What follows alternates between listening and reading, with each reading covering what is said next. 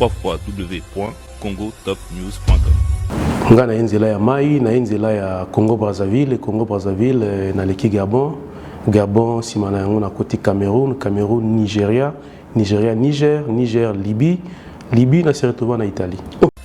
www.congotopnews.com.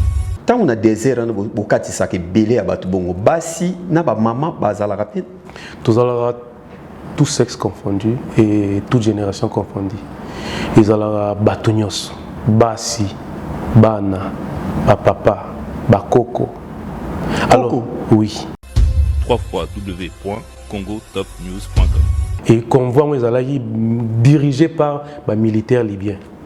Bangonde ba osala pena ke boleka bokende Italie boleka moyena zéro Europe rotonda na ba immigrés. Kadhafi abaki nini? Abaki na commissaire Europe noire. Donc autindi ka batu mwindu. Oui. C'est ainsi qu'a fungola nzela atie ba bateau de pêche, ba bateau na bango moko. Ezomi ma bateau bazo kende Italie. www.congotopnews.com. Tout traversa 2 déserts. Désert à Liboso, désert à Agadez, Tiboko mana Dirkou. Parce qu'on est allé ville na katikata désert. Et c'est une grande ville côté base militaire, il y a des Nigériens et Zalaka. Cette ville, tout ça là, 1 mois tout fandawana. Et c'était la galère totale. La ville où on est tout le monde batunenge, bakei, bakufi, chauffeur à zongie moko. www.congotopnews.com. La ville où nos frères africains, malheureusement, est comme l'angate, bakendako pepa ba toilette à ciel ouvert. Parce que bazozoa ba étrangers tels que biso, oyo toye na mboka na bango, au pepeli bango, batu ba pepa ba toilette pendant 6 mois pour ba futeleka billet ya kolongwana à Kota Libye. Pour mutako qui sa 90 €, à ça 6 mois, voire même 1 année à pepa ka toilette. www.congotopnews.com. Mais ozo salande nini banda wana na Gabon ti ko kende ba pays nyos ozo traverser wana mais sans ba visa na ba passeport. Alors ba immigration eza ozo le kanonde. Oui, na Afrique na biso heureusement ou malheureusement to se comprenaka. Tito le kawana ezara ke ba bisio a ozana visa te. Visa zali 5 000 francs CFA. Yo loko tambola sans visa pesa 10 000 francs CFA. Au pesi bango balekisio. www.congotopnews.com. Mutoye na zela avion par exemple nga na bengisa mwana ngaye na zweli visa na sombele billet ça m'a coûté pas plus de 5 000 €. Si tu as comptabilisé mes 5 ans ya nzela ya kotambola tina bima awa côté financier côté souffrance c'est trop et je ne peux pas accepter peut-être na bengisa mutoye na nzela wana. www.congotopnews.com. Est-ce que bako muto aboki ngunda zupe ngunda bako botuli mukanda un jour? Oui, bako botuli mukanda soki wa osali atteinte na sûreté à l'état. Par exemple, osali neti bakamikaze, neti bosali attentat ou peut-être obomi mutu sans raison. L'Église internationale Armée de Vainqueurs Paris organise du 8 au 11 décembre 2022 un grand programme de prière, de louange et d'adoration dénommé Silo 2022. Silo, c'est là où nous recevons les instructions et les armes nécessaires pour bien finir l'année 2022 et débuter l'année 2023. Avec comme orateur le pasteur Jérémy Kinsanza, l'hôte de l'événement, et le pasteur Henri Papa Moulaja de Kinshasa. Je confirme ma présence au séminaire de l'Église internationale Armée de Vainqueurs. Venez nombreux, que Dieu vous bénisse. Avec comme thème la réplique des plus que vainqueurs. Vous êtes conviés à l'adresse de l'Église internationale Armée de Vainqueurs Paris, 6 2 4 avenue du cimetière parisien 93 500 Pantin. Retenez bien, du jeudi 8 au samedi 10, ça sera de 18h30 à 21h juste. Et le dimanche 11, ça sera de 10h30 à 13h juste. Silo, c'est la montagne de rencontre entre l'humain et la divinité. Shalom.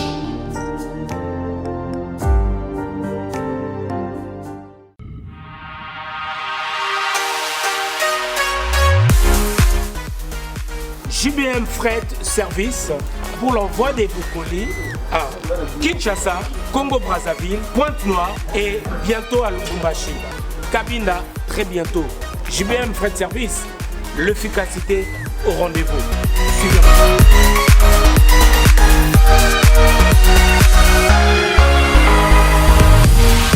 L'efficacité au rendez-vous, agence Yassure, agence Yangouya, agence Yabastar. Par le sol, colline comme Agitoko, colline comme en assurance.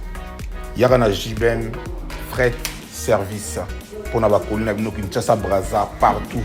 Aux agences Yabastar. Donc, nous devons tu es dans la colline. Nous devons en assumer. Nous devons comme Kitok. Oezali, agence Yabami Vité. Oezali, une assurance Yamakasi. Même Bakiti, même Bafrigo, même Mituka. So pour l'inipe nda coupé. Kokoma. JBM, frais, service, l'efficacité au rendez-vous. Betonabao, différence, Yéna, il y a du sérieux ici.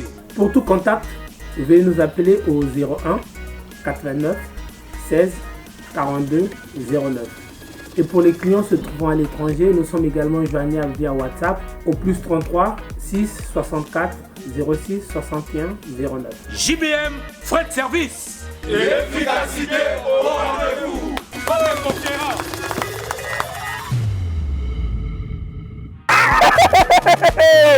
Faites comme moi. Je viens de trouver une solution pour ma famille. Mon oncle à Brazzaville, ma mère à Kinshasa. Na tindeli bango mbongo na tap send. Netika kozo tinda SMS me tindi mbongo. En plus, transfert d'argent sans frais. Netika na Croix-Rouge. Faites comme moi, vous téléchargez l'application na bino ya tap send. Kaka na téléphone na yo. Otindi esika ozali, yepe azui esika azali. Pona numéro oyezali na M-Pesa, RTL Money, to Orange Money pona Kinshasa, MTN Money, to RTL Money pona Brazzaville, tap send na beti na send mbongo. Yamba mbongo ata na minuit. Tap send. Mbongo elongo na poche. Et koti na chombo. Tap send. You send me, send you. Bonjour, bonsoir. Partout besoin dans Nabiso Bandeko, grâce à 3xW Congo Top News Monde. Congo Top News Monde, émission Nabino Oyo Babengi na Komo ya Greco, émission Greco Oyo Mutu à la Kisarabino Makamunyo Sezoleka Nakati Yamukili. Alors, émission présentée par David Mombele M6 Kosina Yuda na réalisation ya Aristote Mbonda. Tikanga na pesa merci na bino nyoso bozosa na ba commentaire, merci na ba o bazobenga na téléphone, merci de susu na ba oyo azalaki abonné te lelo ba s'abonner na kati ya Congo Top News Monde. Boyebi koya poto ezana ba ndenge ebele. Ndeko zotala ngata musuyo ye poto na visa. Au matin en Chili, au kiti na Roissy ou bien au kiti ya musu na Zaventem. Au kiti partout na ba Londres partout. Mais ezana ba ndeko mususu bango bazwi chance ya kozwa visa te ya poto. Bango baye ndambu ti lelo bazala biso na kata poto. Mais ça ki bino ke ezana batu amati avion te. Ali mwepete azapendo kite abimi na poto. Tout ça na témoignage yandeko yé en tout cas to kopese merci. Lelo to samedi à Lungu Italie avant na kana biso na France te. À Lungu ma Italie po ayakaka akabola na biso. Ndeko na biso comme on a Séraphin. Séraphin yé atikali ko matavio te po ya poto.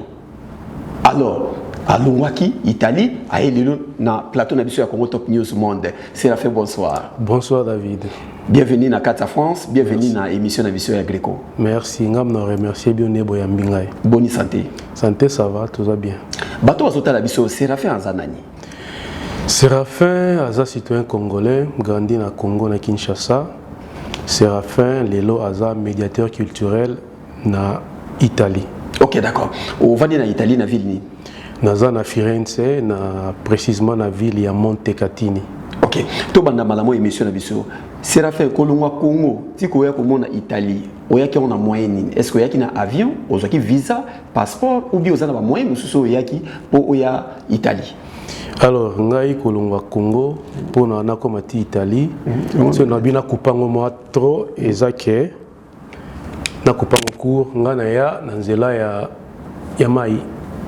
Oya poto na nzela ya mai. Nzela ya okata na kata bo excusez ngana chalineta. Ngana nzela ya mai na nzela ya Congo Brazzaville na leki Gabon simana yango na koti Cameroun Nigeria, Niger, Libye na se retrouve en Italie. Ok, d'accord. Tokomi na nous sommes nos partis na Kolongwa Congo Brazza koya Gabon. Boyaki na moyeni. Alors Congo Brazza ti Gabon ils ont nzela ya makolo, nzela ya bus, nzela ya ba camion. Na longwa Congo na biso Kinshasa na bimi na Brazza tozwa bus ou camion to se retrouver ti na frontière ya Gabon Congo Brazza. Et d'abord bon on a précisé tant na bimara te ke nazo kende nzela mbamo ya makolo. Nazaki na bourse d'études na ngana banda kende Ghana. C'était ma deuxième fois na kende Ghana pour na otanga. Alors il fallait que nazo avion à partir à Congo Brazza. Nazaki transit na visa à transit na kini Congo Brazza. Comme tozaki batumi balé na camarade moko, yé totanga na pesika moko mazaki na ba moyen wana te comme nga. Alaki na bourse d'études te. Alors à proposant à bindeko to kende ensemble côté nga na osukela, pays nga na osukela, yozu avion au continuer ke Ghana. Na okende ensemble wana na ndenge to se perda na se retrouver na kuma na nga maman onzel mutanzela. Okomi na Gabon. Après Gabon ke Cameroun. Tant na komi na Gabon na fa na Gabon 2 ans et demi. Na fait na Gabon, na sali na Gabon, na s'intégrer un peu na Gabon. Et après avoir kobanda ko ça na Gabon na bandis ko économiser. Na ko économiser mbongo na tia part. C'est à ce moment-là tant na moni ke mbongo ekomi kokoka ndé na jusqu'au nzela na continuer. Pourquoi pona nzela ya makolo wana malembe ozo kende ti wapi? C'est ce que j'avais dit bien avant na lobby. Moi premièrement na bana bimaki na bourse d'études. Tant on a oumeli na Gabon na perdre bourse d'études na ngai. Parce que l'année prochaine, on a sali 2 ans et demi. Comme on a perdu la bourse d'études, il fallait qu'on trouve une zéla moussoussou. Il y a qu'à continuer à vivre. Et déjà, j'étais un étudiant musulman en théologie islamique. Je me suis dit, bon, ceux qui n'ont qu'à en Libye, peut-être en Libye, comme c'est un pays musulman, on a côté à l'université, et puis on a autant en Angaï. C'est comme ça qu'on a tracé dans dictionnaire, na kata penda côté à carte d'Afrique na biso. On a 4 côtés, on a banisco talanzela. Comment Kolongwa na Gabon, Tina s'est retrouvé en Libye. Et c'est comme ça qu'il y a bananzela nanga malembe. À partir de Nigeria, beaucoup de Nigeria, il faut beaucoup de Niger. Oui, à partir il y a Gabon, Cameroun, Tokoti, Nigeria Potokota, Niger. Na Nigeria, na vraiment Robert Tamoli Solomon Mukezalaka, na Nigeria, vraiment le peuple nigérien, baza bien, mais babang ça rappelle. Tout ça là 3 jours na Nigeria na lobaate. Lobi nini? 3 jours na Nigeria moins au loba ezate. Parce que soko lobby, babika ikoza francophone. Les Nigériens baza tout surtout à côté wana, je ne dis pas tous les Nigériens. Mais à côté wana ceux qui babika francophone pour eux aux amuto faut balier là. Et nous étions 3 personnes. Balier là yo donc bazwa ba bendombongo et ceux qui même ont résisté même Kobomayo. Donc, on se retrouve dans la ville où on a Kende Kanu. Je ne me rappelle pas comment la ville. On se retrouve dans la 3 jours. Un seul frère qui parlait à Oussa. Il y a un Oloba, qui sont Babylora Olia, qui fout le transport, qui sont allés à Baba. Tout sur la race, tout Olia, tout sur la voix basse. Pour bailler. Et il y a un salaire qui est tout mis là même dans le Boka. Tout ça vraiment fort, tout bima, pour tout au Niger. Beaucoup de Niger. Oui. Capitale Nango à Niamey. Capitale Niger, Niamey. Oui. À partir de beaucoup de à partir de Niamey ou bien beaucoup de na Agadez. Non, mais c'est comme à Niamey. Tant que Niger, ils ont qui ville frontalière entre Kanu na Niger. Bateau baby côté on a combat ville Kimingai. Ils ont la capitale. À partir de ville wana, Bolongo wana siko ils ont ba convoi. Ba convoi c'est-à-dire ba camion à minene na Congo to no benga banini ba remorque ouais minene penza on ba marque ba Mercedes ba Iveco. Alors ba camion za ba commerçant ba mara marchandise na bango elongaka na ba ville wana ba okende Agadez. sikoyo bakopérera mpe na bato oyo bazovoyage mpo bakende Agadez après bakende Libye. Agadez eza ville ya Niger. Agadez eza na kati ezali parmi bagrande ville ya Niger, mais ali ville moko ezali parmi baville oyo ya suka mpo kota mpena désert ya Sahara mpo kende Libye. D'accord. Bino bokota na kati ya conteneur wana? Oui, biso tokota na bakamion wana. Bon, tokota na bakamion wana. D'abord, pour na kolongwa ville frontalier wana ya Niger pour na okoma na Agadez, c'était des bus mimi biso. Ce matin bokomi na Agadez, ce que bozui bakamion wana. Bakamion ane mutu bokatsa nango désert. Bokati désert. Oui. Bozotambola tamona nyusu botamona mikandani. Passeport zaina ba passeport? Oui, alors ngai j'avais un passeport congolais. La plupart à bateau ils allaient qui ba ouest africain. Ba ouest africain parmi bango ils allaient déjà visé ils allaient visa free. Ba saka passeport sima oleki. Les Camerounais qui étaient avec moi bango bazaki na ba passeport ya ba mbata. Ya ba malien na ba ivoirien. Et ngana passeport na biso na ndo souffrir. Chaque frontière ba okanganga ba futingai na leki. Parce que vous avez un visa? Oui, nous avons un visa. Nous avons un visa, nous avons un visa, il y a transit, il y a Congo-Brazza. Et puis j'avais un visa, il y a Ghana, déjà expiré. Mais aux Salande, ni Banda, na Gabon, si vous avez un pays, nous avons traversé, mais sans visa, n'a pas passeport. Alors, l'immigration, ils ont les Candés. Oui. En Afrique, nous heureusement ou malheureusement, de se comprendre. Dans quel sens? Tito les kawana ezara ake ba ebisio a ozana visa te visa zali 5000 francs CFA yo loko tambola sans visa pesa 10000 francs CFA au pesi bango balekisi yo ou alors bo coopérer déjà na chauffeur ya bus ou ya camion yé au pesi déjà mbongo nyonso yé tanga azwa mbongo yesu komi ko coopérer na ba frontière c'est beaucoup na frontière ya futi boleki bokomi na désert bolimbo kota sko Libye. Oui. Tant que tu as un désert, alors on a désert, tu traverses 2 déserts. Désert à Libosso, il y a désert à Agadez, Tiboko mana Dirkou. Dirkou est une ville comme île dans le désert. Il est normalement dans le Maï, non? Ville mon Katikati. Ce qu'on est allé ville dans le désert. Et c'est une grande ville côté base militaire, il y a des Nigériens et Zalaka. Cette ville, tout ça là, 1 mois tout fandawana. Et c'était la galère totale. Na ville wana nde tomona bato ndenge bakei bakufi chauffeur azongi moko na ville wana omoni mutu na okitobi bato bakufa na désert na ville wana place na mona chameau chèvre mouton baliaka carton mapa matiti ezala te baliaka carton donc omona mukolo ba mouton azui carton sopela ngoma mai muke carton lembi batabane ba oliango na ville wana nos frères africains malheureusement ekomela ngate bakendaka ko pepa ba toilette à ciel ouvert ça ba toilette mo ezalaka oyo tobenga na Congo ezalaka ba coup direct donc ce que ya bango eza coup direct mamo ezo bima libanda na balabala moi libulu moka ya muke ce que tondaka presque chaque jour ce que bazozwa ba étranger tel que biso oyo toye na mboka na bango au pepeli bango bato ba pepa ba toilette pendant 6 mois pour ba futeleka billet ya kolonga wana akota Libye ba billet ne koza ba montant ma combien alors billet za ba 60 000 francs CFA ba 50 000 francs CFA tu sais to tchana ba euro ils ont ba 80 euros ba 90 euros pour mutako qui ça 90 euros à ça là 6 mois voire même 1 année à pepa ka toilette.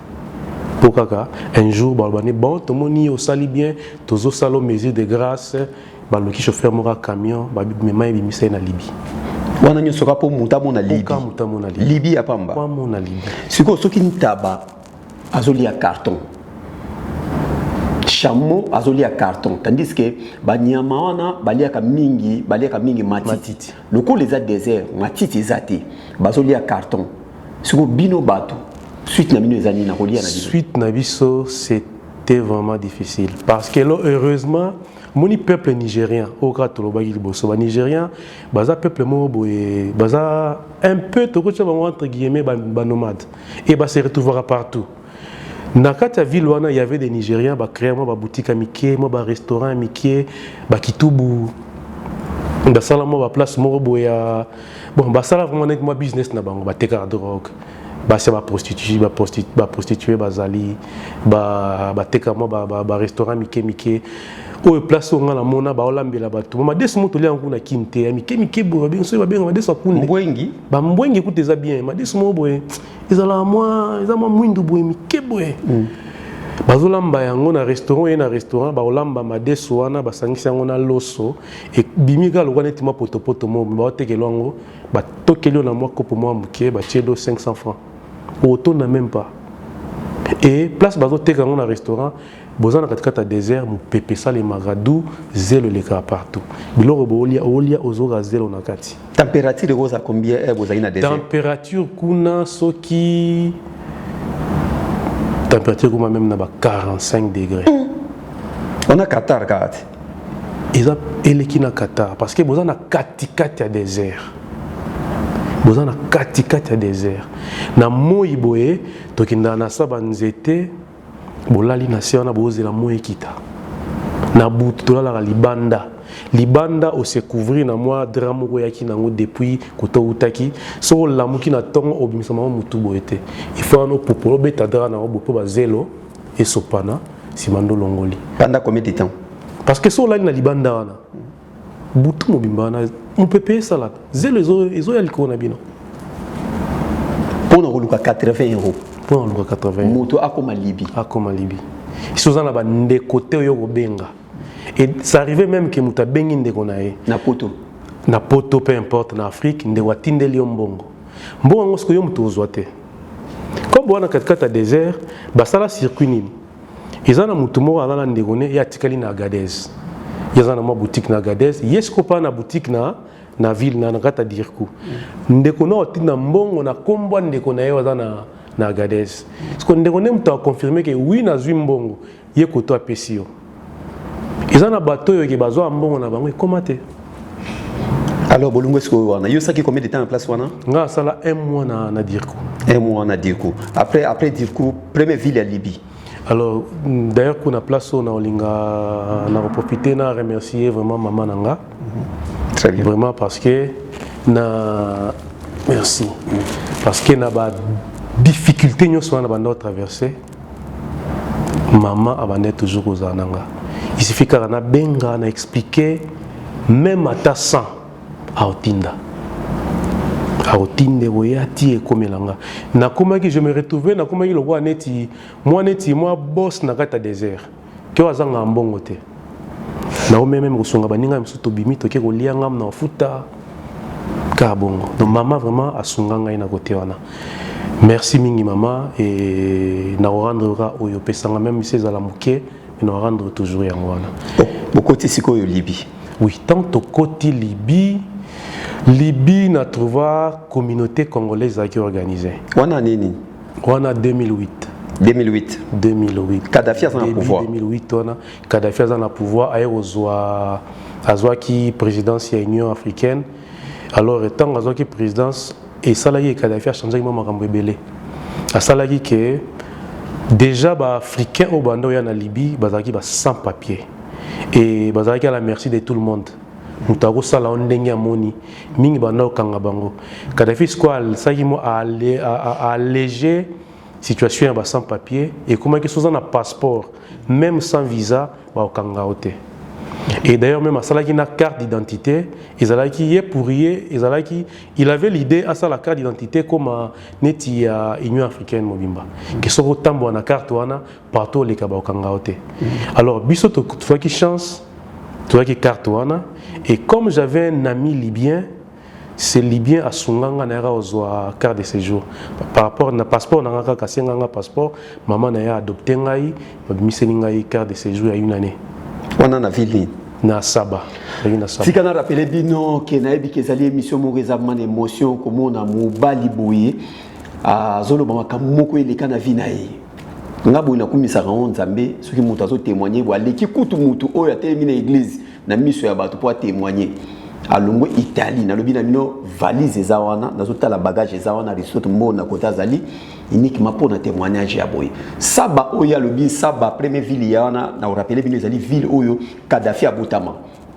Kadhafi abotama na ville ya Saba. Les ali ville moko ya munene les akol Lubumbashi na biso ya munene. Grand merci na Richard Luemba oazota la biso, Guy Luemba ya Mechol, Richard Luemba ya Mechol, na bosanité Fabien de Binto na kata Bruxelles, Patrick Mondele Nzambe ya Bamongo bazota la biso. Alors, au commune na kata Saba, Mboko Kadhafi abotama ozui résidence. Oui, d'abord ton ngoma na Saba, ils en a bateau il faut na remercier neti Jean-Jacques Bossio. Neti Camille, neti Aaron Mouliongo, ils ont des gros bayambangai. Tant bayambinga, Jean-Jacques Azapé en France, il y a des électriciens, on a des électriciens. Tant on a comment il y a les besoins tout n'inga ndeyo salamusani. Mais c'est des électriciens. Mais mon Libye il y a chantier. Gaza na ba chantier na ngebele. Toyo bando sala. À proposer même écoute même jour to ke musala. Mais c'est non de Onaza Olemba. Amiminge panae to fandi le lendemain to bimimo to bani musala. Alors na Libye vraiment misala zalaki. Je parle de la Libye à 2008 ti 2011. Misala zalaki ça arrivait que to zala na mois moko to kosalata plus de 10 chantiers. Imaginez le chantier moko na Libye ba futa lokaneti ba 500 dinars qui équivalent à peu près à $500. Donc, ils ont qui côté moro que na respirer quand même. Et Libye peut aider ngana sala mabele na Congo na bambongo Libye, ko bana pe ko sunga, ko bana pe ko tinda mambongo na Congo, c'était na ville à Saba. OK. Nazonga moi si momuke na bateau bazota la biso nde bazola na lisolo. Tant on a désert na bokati sa ke belé ya bateau bongo. Basi na ba maman bazala rapide. Tous ala tout sexe confondu et toute génération confondue. Ils ala batonyos. Basi, Bana, Papa, Bakoko. Alors, oui. Parce que dans moni biso, dans la culture na biso en Afrique centrale, la plupart de en Afrique centrale zara ming ba utana ba capitale. Par exemple, biso ba congolais, mingyo to tondisi na poto to ali bato ba utikin. Ou peut-être bato ba uti na ba grande ville na biso, ba Lubumbashi, ba Goma, mais ba ouest africains zala ba uta ming ba province na ba village. Alors, on va avoir une idée que bimi village à Moni Minda, ça va pour lui. Donc, même na Mikolo. Basi, en tout cas, je me rappelle encore une anecdote qu'on a rebêté là. Narata désert, on a tozana Agadez, qui est Dirkou. Tozaki convoi à camion na biso, na ba militaire. Parce que dans le désert, ils ont des rebelles, ou des Touareg, des Takaka, des convois. Alors, juste pour profiter, tu vas voir qu'il y a un convoi militaire. Tu comment dans le désert, il y a un boutou boé, un bito pema. Biso tout au lala, au lali, aux hommes na étoile, côté tozo baté, dans frontière exatée. Je ne sais même pas à quelle heure tu auras massacé bandi. Dans le désert. Dans le désert. Massacé bandi. Parce que bon bon en langue na bango. Que boki mate bolala na se biso ko to yokate. Au bandi mbangu na désert, ozo mona place esukelate, ozo kima kaka. Suka na yango, heureusement, miso bano bana arabe. Comme ngana lo ba arabe, na yeko comprendre na baninga na pembeni na esi bango tala tolala. Tozala coucher masasi beta ezalaki ba rebelle contre ba militaire. Tant que se calmer, ba regrouper biso mbala mogale. To continuer sous convoi. D'accord. Bolungesko Saba, au Mati Tripoli, capitale. Oui, bon, tant que tu as na Saba, ngana sijaki na Saba. Tripoli, capitale, na kenda yango kaka tant que sengi mamoto voyager. To les capotos, tant guerre et makasi. Alors, na Saba, guerre et bandi makasi, ba frontière tout comme fermée. Il y avait la seule possibilité, c'était il y a quoi avancer, Koko Mati Tripoli. Et personne ne pouvait sortir Kozonga Mbokanae. Je me rappelle même Kabila, président Kabila Tanzalaka, a Tindara, même avion et a reçu 2 avions et a reçu les Congolais. Est-ce que les Congolais, Kabila a Tindé avion et les Congolais dans Libye pour guerre comme Makasi? Bino les Congolais Moussou Bazali ou Bamata qui avion Bazonga? Oui, les Congolais Belé Bamata, même quelques Congolais Bamata avion Bazonga. Biso tu as eu malchance parce que tu as eu le quoi net tu as na Paris et avion et na Lyon. Il n'y avait pas moyen puisque Nzela tout est fermé. Et bateau bazaki na rat ya capitale na Tripoli, c'est pas tout le monde bazwa avion. Na bamsu baboyara na bangote. Baba meto ke kin ko sani déjà kin to ebi za na pasi. ah to se retrouver au moins sur ata moyen zate to ki ata nzela mai to bima na biso na Italie siko bino siko ko kende Italie moyen ne bino ko kende la Italie. Alors biso nzela Italie tant to yé toujours par convoi et convoi moi ezalaki dirigé par ba militaires libyens bango nde ba osala penda ki boleka bokende Italie boleka moyen zéro ba ko tsabino nani na ba voiture normale hein ba pick-up ba voiture ba ozo ba tubozo kende bo kende ti donc voyage ali comme bo kebino so bo se retrouver ti na port à partir à port ba na ba bateau bazo katsabineza bateau kaya ba clandestin ou bien bateau à voie normale. Non, voie normale parce que c'était dirigé par militaires libyens, par gouvernement libyen. Ils avaient le mot Kadhafi, nous tapé sa autorisation. Kadhafi a le bar Bouinara, lobby penza lobby. Le rôle européen, bon monde le rôle ngainde borosakanela, bozela Europe est comme noir.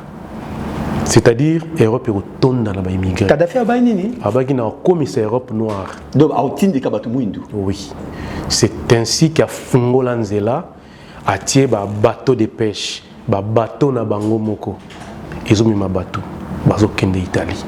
Bateau qui Italie. Oui, et puis à ce moment, quand même Moutazana ma bien aé, tout le bateau à peu près, oh ya période de wana izalaki ba bateau de pêche na ba moteur ya bien, ba moteur ya ba Caterpillar na carburant full.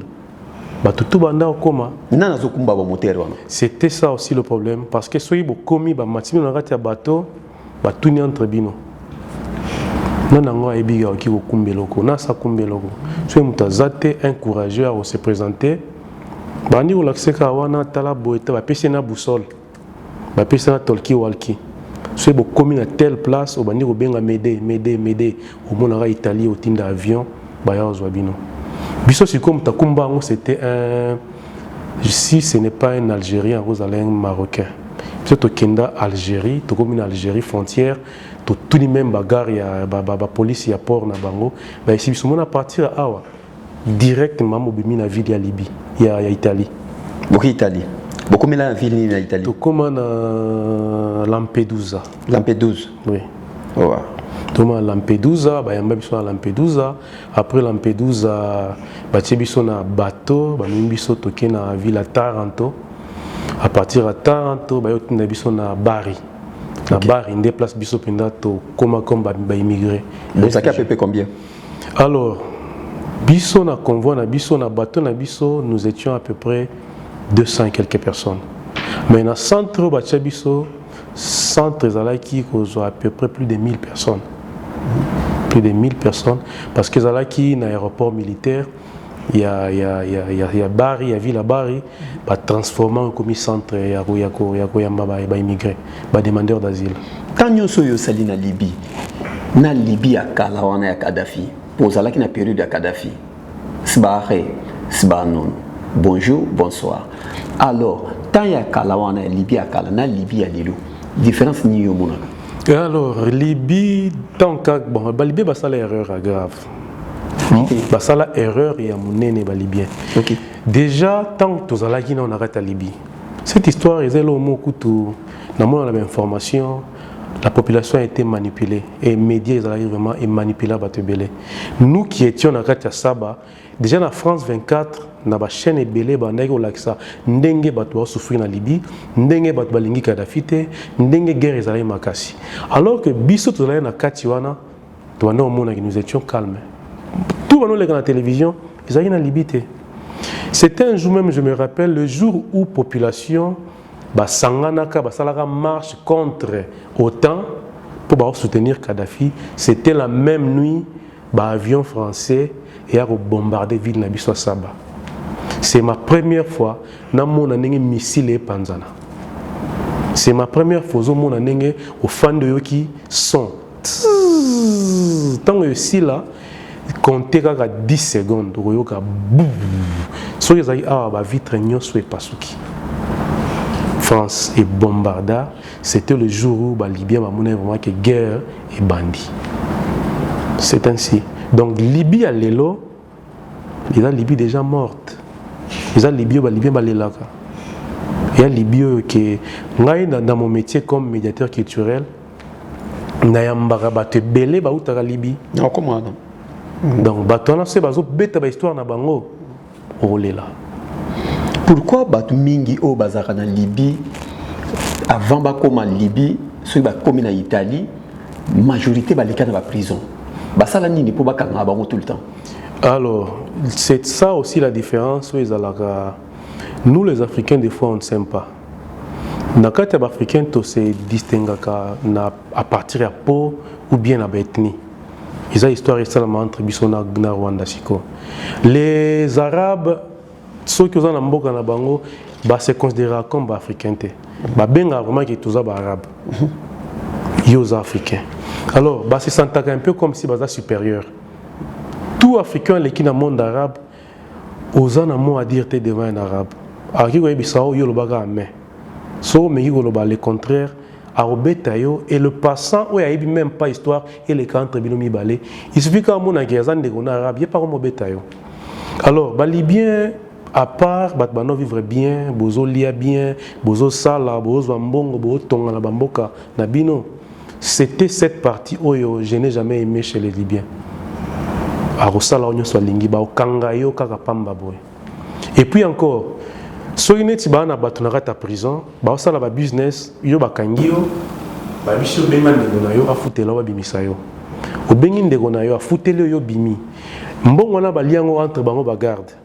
il faut remplacer un musu. Malibanda Monica Mutaole Kanaya autant sous Moussana et Bakangie remplacer na place nayo Batien na prison. Mais tout ça, est-ce que le gouvernement libyen, alors, il y a une hypocrisie, parce qu'il est arrivé 2 fois dans Nzela na Okende, na ole kana venu bona courbé kana kota na venu mususu bakainga batsenga mbelia. Ce sont des jeunes qui s'appellent des Libyens mais ils ba Niger, na ba Tchadiens, ba botami kuna to ba koli kuna. Bakoma lokwa netika lokwa ba kuluna na biso ba okangayo ba botolo tuza na ngona poche payer yebi même ata muta mbengi yo kena ndako na ya pesio musala chantier na comme étant un électricien au sel lié temps sous courant kendaki yo bongise lié au lia futa ya bengani yo abi na okende abi mena okende ninga se musala nga yo zo mega oloba nga libyen ako kangayo banana ye tout en suit pas un policier ba kangyo ba bombio na ndako et parce que la Libye il y a 2 genres de prison ils ont la prison où il y a l'état il y a gouvernement et il y a la prison où bato ba kangyo ba tio na ndako na bango moyena so ndeko na futinda bimisio wana mutu libyen nyo sako sala libyen to ko sala yango Libyen tout à se sentir que mon témoignage m'a bien côté lié au salaire. Mais droit de l'homme est athée. Alors droit de l'homme est par rapport à sentiment à un Libyen. Et ngai, bon pas moi seulement, nous étions une équipe Yabatou. Ok, notre chance c'était parce que comme il y avait un Libyen au moment où Sunganga Nazoa Mukanda, alors nous étions protégés. Ce qui est Libyen à Ningasalomabe, il suffit que benga bango. Donc Zambo Kamoko est neti na oposa na moi bras droit na mo. D'accord. Merci na batnyo so bozolanda biso alors to kotina maman na likambo okomi Italie. Siko na Italie ba italien ba yamba ki bino ndengene. Alors déjà les Italiens nous ont bien accueillis. Tant au commis déjà parti kaya mai déjà ba yozwa bino et babandi pour identifier bien c'est la première des choses de ça les marasso muta côté la frontière à bateau et surtout sans papier ou sans visa ba identifier bino et boleki na ba identification et puis ba même bino apesi bino ba bilamba et beaucoup na centre. C'est à partir il y a centre il y a Italie, je me suis dit bon ah on a bandi via zéro. La première des choses c'était quoi? C'était d'apprendre d'abord la langue italienne. Et puis, Kologaro s'intégrer. Oui, en Italie, premièrement, on a appelé Sambote na famille d'abord, mes enfants ainsi que ma femme. Qui est italien. Alors, io vi saluto toute la mia famiglia, anche la mia figlia che sta qua accanto a me, che si chiama Chancel, i miei figli Zola, Maria, Fuad, Chloé, Aristote, la mia moglie Fatuma Mwamba. I miei amici, tutto ciò che mi conosce, vi saluto da lontano. Ah, voilà. C'est l'italien. Alors, combien de temps en Italie? Alors, depuis 2011, les autres ans en 2022, tout a 11 ans. 11 ans en Italie. Oui.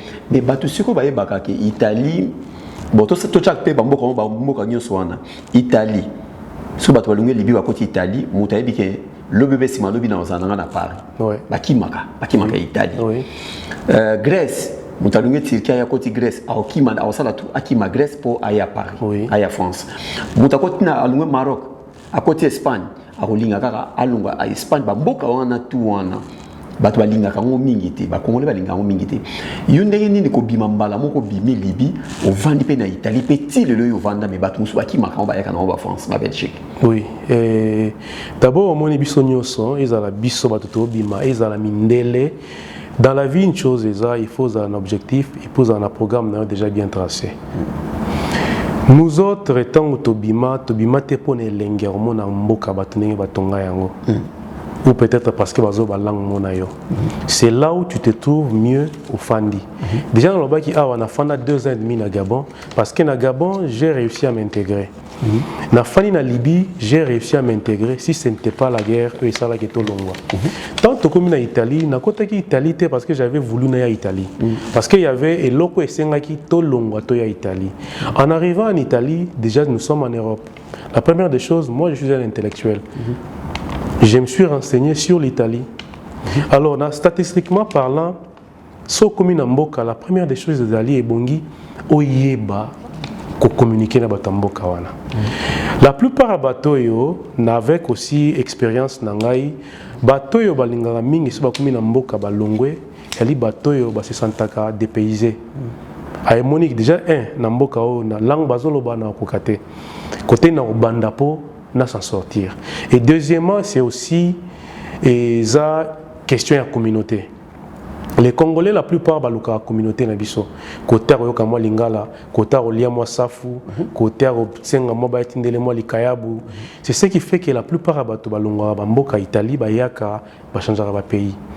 Et ngai quand je suis arrivé, déjà au Congo, je suis universitaire. Nazali gradué na Congo na théologie islamique, nazali technicien parce que j'ai étudié na Haïti, Gombe.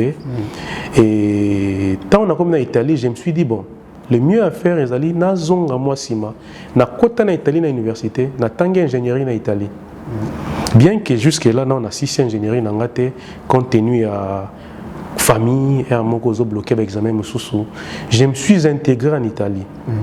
Tel que na yo comme même au même point d'égalité na ba italien. Est-ce que na Italie mutako ozoavi? Italie d'ailleurs c'est la première des choses où il y a en Italie. En Europe c'est un pays où il peut se rendre facilement. Oui, déjà biso et là les bosso pour ça là, il faut en mukanda na maboko. Italie misaleza comme awa, comme partout ailleurs. Mais il faut en qualification na yo. Comme si bato qui ma salaire na mino Italie za muke. Bon, on moni tozara na SMIC ou en Europe. SMIC ya France ils ont le bac moins salaire ya moyen en France ils allaient 800 €. Salaire moyen à Italie ils ont 800 €. Et bateau basalaka au déjà peine ancienneté na Italie ou bien en France ça va avoir même salaire. Même salaire. Je ne suis pas là pour le bas salaire nangai sinon na oyamba ba appel ebele ou Afrique et salaire nanga Tomi Tchara na ndenge normal, Tomi Kitissa. Ils allaient salaire, ils allaient na bandeko bazana en France, na bandeko peut-être bazana en Belgique. Tout le monde na bandeko en Suisse peut-être parce que bango vieux ali likolo, salaire pesa likolo. Biso nyoso awa tozora salaire à peu près ndenge moko. Moi j'ai en France na yaka na zongaka na kenda Belgique na yaka na zongaka. J'ai des familles baza awa bazana en Belgique, bazana en Suisse, bazana en Angleterre, baza partout. Je voyage en Europe, je vois la vie. Ndenge zali. Il n'y a rien qui est différent en Italie. D'accord. Ce qui concerne Makambo Italie, yo au komipoto, au kepoto na nzela ya pasi, au l'équipe ba désert, au vanina ba désert, au kotina ba mai, au zubi balamnene, au bimi na Italie. Est-ce que au bengi ça déjà mutuna poto? Oui, ngai tangonaye déjà je veux dire que toute ma famille baza awa. Yo to bengi bango. Oui, na bengi si bango, pas tout le monde. Ma femme tokutani awa. Yepe aya ya na nzela avion. Mes enfants oyo baza awa oyo na boti awa na oyo na bota na Congo na bengisa awa na bengisa na famille na ngai mon petit frère aza awa que je salue même na moment to sola awa ana avion ana Italie azoya France parce que kende ko zwande ko mususu aye azoya na ya na Paris bino batu boyaka banzela ya mai permettre ngai boyaka banzela ya ba mai bongo bozala ko obligé bo bengisa pe mutu aya poto kaka na nzela oyo monaki ya souffrance. Pas nécessairement déjà ngana mima mutu na nzela wana te. Je suis le seul, peut-être l'unique en famille nanga oyo aya et puis oyo akoyaka na nzela wana. C'est pour dire je connais la situation en nzela wana. D'abord un est pénible. Mutu na nzela avion. Par exemple nga na bengisa moi na nga ye na zweli visa na sombele billet. Ça m'a coûté pas plus de 5 000 €. Si tu as comptabilisé mes 5 ans ya nzela ya kotambola tina bima awa. Côté financier, côté souffrance, c'est trop. Et je ne peux pas accepter peut-être moi, je ne regrette rien, surtout que dans une chose, j'ai beaucoup appris. Le métier que je fais aujourd'hui, c'est un métier où on encadre les immigrés. Et quand on encadre les immigrés, on encadre le monde entier confondu. J'encadre les Européens, les Turcs qui sont dans le centre Nangaï, nazali na asiatique dans le centre nanga tel que Bangladesh, Pakistanais, Indiens ou na Congo mindele nazali na africain ba pays nyos dans le centre nanga ou na encadraka. Donc ça kana immigration italienne. Oui, nous sommes une coopérative wana tozali to coopéraka na préfecture ya Italie na immigration. Et j'ai la ville de Firenze, la ville de Pistoia, la ville de Prato. Nous avons à peu près plus de 120 immigrés au Yongana Géraka. Quotidien na bango ya chaque jour, mikanda na bango na immigration, accompagnement na bango partout, soins médicaux na bango, logement na bango, senga. Bon, je ne veux pas un ami Matissamo Bagrade Belé, mais n'a coordinateur. D'accord. Na profité na pesi cousin ngai Timba Munungi, moi mobali ya Marlène na kati ya Italie pe mbote, Timba Munungi pesa bana na Marlène mbote mingi. Alors, est-ce que oyo zwaka pe chance ya ko aider pe ba Congolais comme yo sala kana côté ba mikande bimaka na Italie. Talaka Congolais lungwe ba désert ya koti mai adindimi risque era komi na centre. Alors, les Congolais, on a aidé dans autant parce que déjà les Congolais bigandé bakumbelaga, basé belé, même sous nakata famille même il y a moi si, même sous ça ba ninga autokutanaga na nenga musala nanga, na aidé les Congolais belé au baza awa. Même sous baza na Belgique. Ni les salariés qui moto abimi na risque na ba yo uzabino na kata mai. Mais bayena bino na mokili mutabwa kingunda apesi sur régie mutabimi pour mouvement. Oui, parce que moni ngunda ezali eloko moko il faut étudier avant boire ngunda. Ngunda c'est une chose mundela sala. En fait mundele a joine kana maele obiso peut-être olinga gosela te. Mundela ya mboka na biso azwaka d'abord visa aye na voie normale. Si manango ebi bationi na kozwa mbongo na mboka na biso. Biso siko tanto ya mboka mundele et ali même voie. Si vous étudiez Ngundo Ebi, que soit une bête histoire telle dans Zouamukanda. Si vous bête histoire wana, Mundela qui on a matoi nae. Ezali peut-être aux anabando qui nae on a ratanzoto, au bazala ga peso mukandate. Ngunde ezali loba tel solo aux Zouamukanda. Loba tel likambo aux Zouamukanda. Bimisa ba preuve tel aux Zouamukanda. Ezelo moko nga j'ai eu la chance na travailler na 4 ya commission ya Ngunda. Et j'ai travaillé comme interprète. Qui est au Fandi, Ngai, Mutazo auditionné, na Mutoyo Ayoboka Ngunda. Bato na ba question zo leka pa nga na zoloba. Alors, so peut aussi si Mutonga bimi na to tikali ngai na muta commission. Bato so bazo mukanda na ba vie na ngai. Tant so otala lobi ah, y mon histoire ondé na ko sabi sote. Et c'est bon, na mona ba vérité à bien. To pese mukanda. To peut-être aussi si obetali solo boé, bimi to mo seka. Muto akosi fort hein? Parce que les alliés na ligne moko na kati ya ngunda so zo beta masolo na onengo zo kende déjà ba point moko so lobi ba cocher très bien. Les alliés ba point peso ka ko beti l'histoire au bungi place wana déjà ba cocher négatif. Abdia ki oya partir awa muto akosa biso. Et na commission ngunda ezala comment ils allaient représenter na 4 personnes. Ils alliés na bureau à immigration. Il y a la police, il y a le bureau à la préfecture, bali représenter na mutu moko moko et ali na HCR etindaka mutu moko et puis ezali na chef oyo ya bureau ya ngunda bango 4 bavotaka soko beti liso na osilisi osoatan suna moko yesko ozo histoire na yo a partager na baninga nyonso na ordinateur wana za ngunda Europe mobimba histoire ya ngunda ndenge ezalaka même en France oui parce que ali eloko mo ali conventionné esalama bongo izelo mo ba établissa yango eza bongo na Europe mobimba tango bwaki ngunda bango siko ba kota en huis clos ba tali siko histoire na yo ne baza 4 sama ba passer na vote siko ba voter yo moneni azwa mukanda oui yo non admettons que ba kutani siko 2-2 et puis si 2 oui 2 non chef oyo ya groupe na bango ba votaka moko aza chef na bango chef vona ye compter double donc ce que peut si 3-2 ce qui 3 nezalaki positif ozwi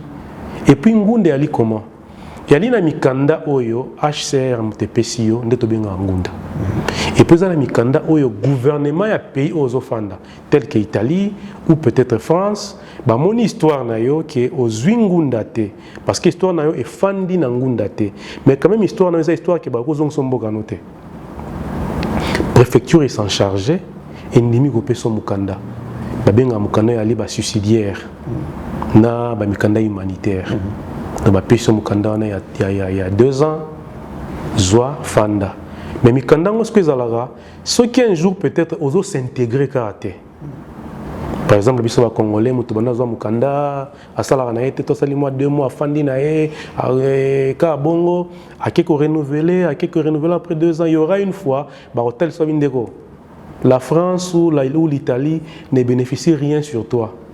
Tu ne paies rien comme taxe, tu ne fais rien. Bakangara yo boye, talo ibaka, tala botolo mukanda. Remis sans papier. Mais le problème est que le bien c'est quoi? C'est ceux qui osent boire déjà ngunda. Même si on se retrouve sans papier, c'est difficile pays wana et refléo. Est-ce que bako moto aboki ngunda zupe ngunda bako botole mukanda un jour? Oui, bako botole mukanda soki au sali atteinte na sûreté à l'état. Par exemple, au sali neti bakamikaze, neti au sali attentat ou peut-être au bomi mutu sans raison ou au sali lo mo grave ou boaki bombe tel que moi blo amene wana. Baki penda baki ba ezala coûte même pas HCR, ezala pays wana endimi ke bon mutoyo to bannir rien en boga na biso batina HCR ba botolo mikanda histoire no sili et d'ailleurs même ici la teke bazong so mboga no au côté prison caméra na biso yango tala caméra na biso en tout cas nazo tourner mission yo Arisot Mbonda na souci belé na mawa belé ya on a lo ba na bandeko mususu yo ozui grâce ya poto na avion mais yo ka ba histoire bandeko place ba lekina makabu ba moni. Est-ce que moto aye poto na avion na visa na moto aye poto na banzela oyo tamboli ko vivre vraiment na poto moi différence c'est fait ça? Alors oui, différence ezali. Différence ezali comment moto aye na nzela ya kotambola azali na une autre mentalité wa zwi libanda.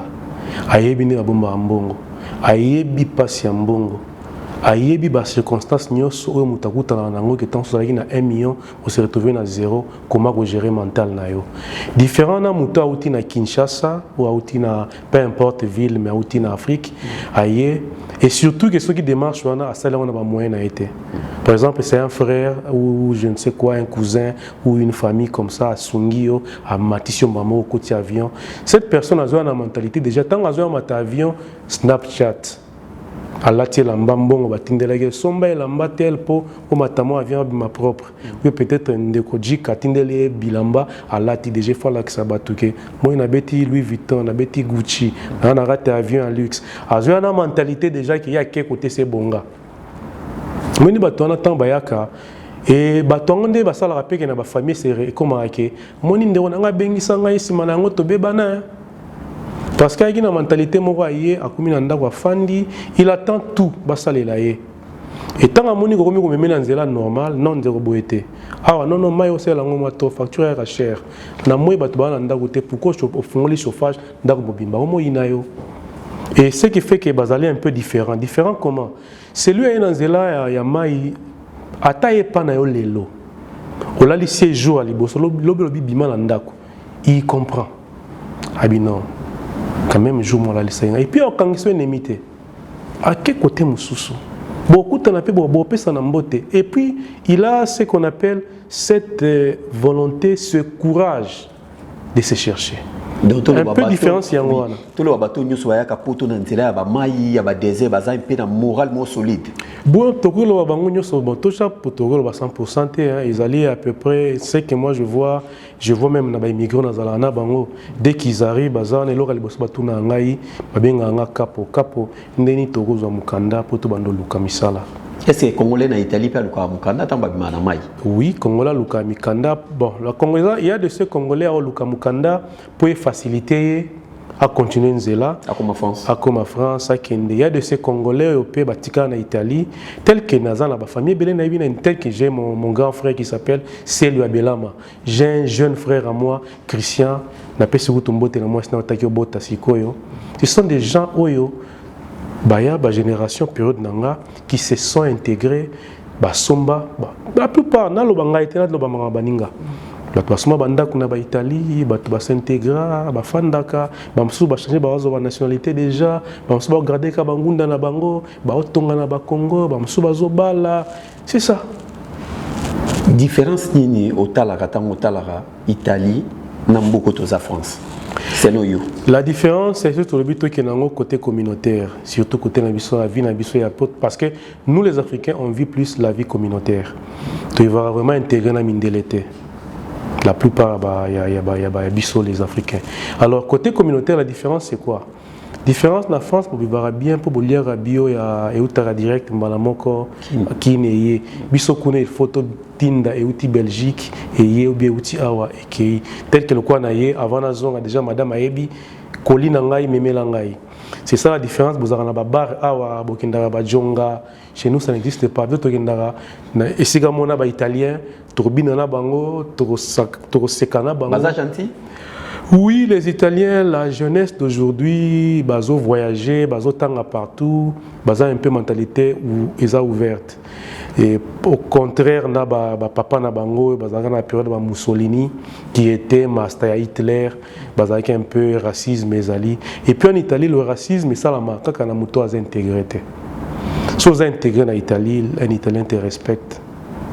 Azo mona ke bolo ba même langue, o lati lo laye. Ok, Moussa, le rôle aïe, a mati voiture pour mati voiture naïo, a fouti parking au fouti, a fouti taxe au fouti. Il n'a pas à quoi être ni raciste envers toi.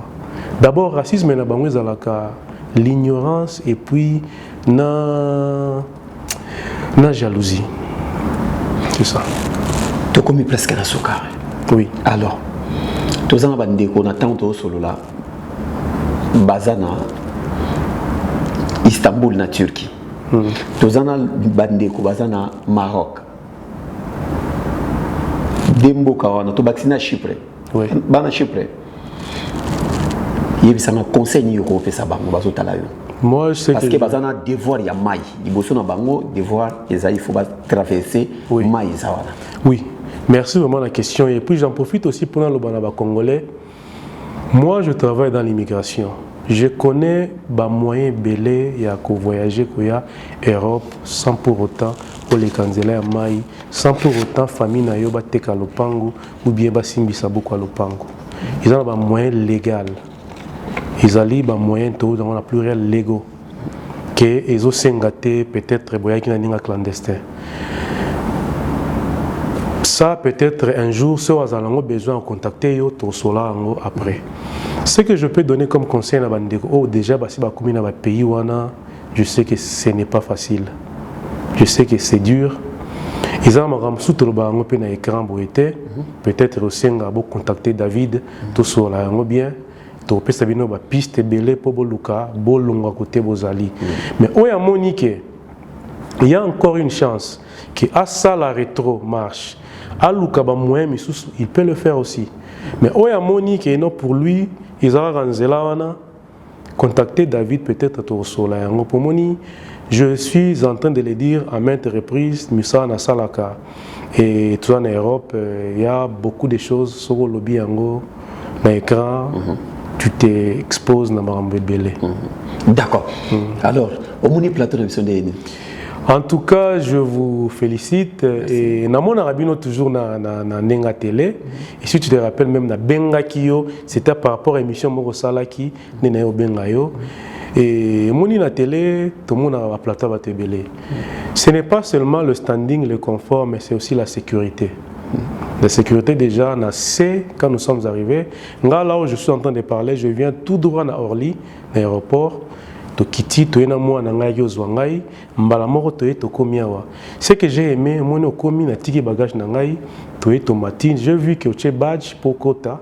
Si ma tokoti, nous sommes en sécurité, le confort, tout est bon. Ben biso très bien, nous sommes à l'aise et big up nabino et vraiment Noli Tambu. Félicitations, félicitations Nayo. David et Aristote et dans toute l'équipe, vraiment félicitations. Merci biso moi topesio merci parce que au sali voyage moko ezakaka kaka pona biso dans une fois lelo au komi lelo na 18h au longwe orli au yemba mo plateau to tourner lobi na 8 9h au soni poko na Italie. Oui. Et ça bande konyo na Italie mbote place bazali oui. Et sala mbala sukate mbala simali susokoya ozana bato ngo pesa merci. Oui, na pesa mbote liboso na Christian Ngongela ainsi que sa femme et ses 2 enfants. Toute ma famille encore je réitère bambote na bino na Celio na JP Abelama na Opesa mbote na Doudou Chibangu na Francis Roy de Gaulle yaza na Kinshasa na Micho Jamba na Mwasi na ya Arusha bango baza na Belgique. Et à tout le monde, oyo ba ebingai na pesi bino mbote et je vais demander na ba congolais sur l'émission oyo ne me tenez pas rigueur peut-être boromona peut-être na ba langage nangai il y a des faux ou quoi. Bon excusez biso, c'est ma première émission na ça na chaîne Kitoko Boye. Il y a de quoi muto alenga pe moi muke. Merci. Et na remercier bino nyoso et voilà. Tobosani te bande ko na biso ya Brésil, bino nyoso bozana Brésil, ceux qui nous ambasongi, je crois au mois de janvier na ozana Brésil pour na retourner émission mo spéciale na Aristote Mbonda ndenge nini bande ko balongwaka Angola bazui avion ba kiti Brésil baza obligé ba paiement muke na Brésil ba traverser 13 pays pour ba bima États-Unis comme la ligne poto nazo uniquement kapona émission on a pesa les sous grand merci les sous na Richard Luemba oya Mechol pesa la ngambote na Fabien Binto place Azali na bosanité Patrick Mondelen Zambia ba mongo na Bruxelles boni sango ya Freddy Matete salon d'Amakesha na Villeneuve merci na bino nyoso bolanda kibiso Jacqueline Lissasi merci na yo to bosanité Papi le roi formule suka na kati ya Maroc venangai Dadi Mabibi Mokonza Mombele tokutani mbalasima nalobaka boye ndeko batela poto na yo kaka makambo oyo tozoloba yango avion oyo barefulaka bato Congo avion ezalaka vitesse pilote ayebaka ke mutu moko asali mbeba wana poto il faut azonga lilo akemona baparent na ye donc okolala epa na bino keba na pilote akena na avion Congo avion kolunga Congo koya poto yaka malembe 8000 km wana toyebi mais retour ezalaka pepe 3 et 4 heures au monima pataki nkole vie et bébé so bozakina biso ensemble émission comme on a un témoignage émission ya makamwanzela ma ya ba voyage ba cascade yaka benga numéro oyo muniwana yaka ko témoigner nzamba ko zongi sebele talande ko lungu musika Italie kaka pona émission to bi bande ko mo bazolu États-Unis ba malunga ki Brésil États-Unis ba ngo ya na mois ya janvier to ça na bango ceux qui tous ensemble Aristote Mbonda memangai na inongo kota basakata. Ok, c'est parti. Au cœur de Kinshasa, découvrez Genesis Hotel dans la commune de Kasavubu. Pour un séjour agréable en République démocratique du Congo, pour votre plus grand plaisir, passez un séjour merveilleux avec des nuits inoubliables, des chambres climatisées, spacieux, balcons garantis.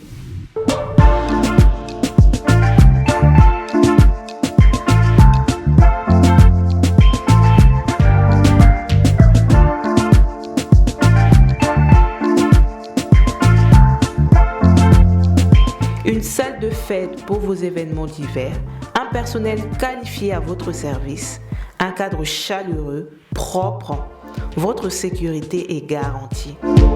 Passez de bons moments dans Genesis Hotel. Genesis Hotel, salon Congo pour tout type d'événements, conférences, réunions, anniversaires, mariages et autres.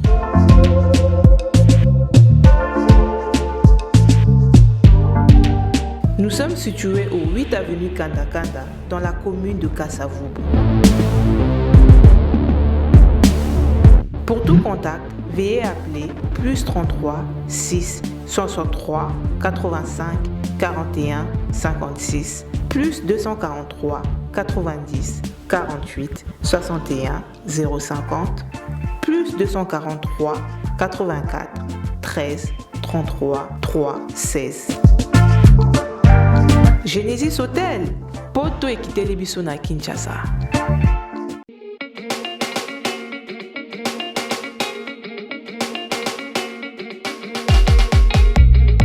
Pour la couverture de vos événements, mariage, anniversaire, baby shower, soirée, enterrement de vie de jeune fille, concert, deuil, reportage, vidéo et photos. Contactez Nolita Bou Event.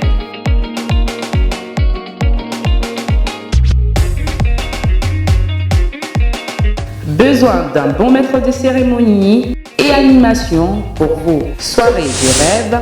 Contactez Nolita Bou Le Sage.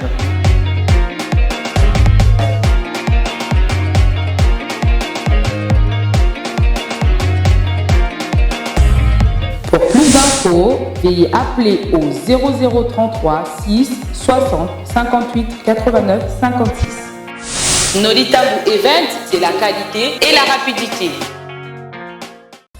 www.congotopnews.com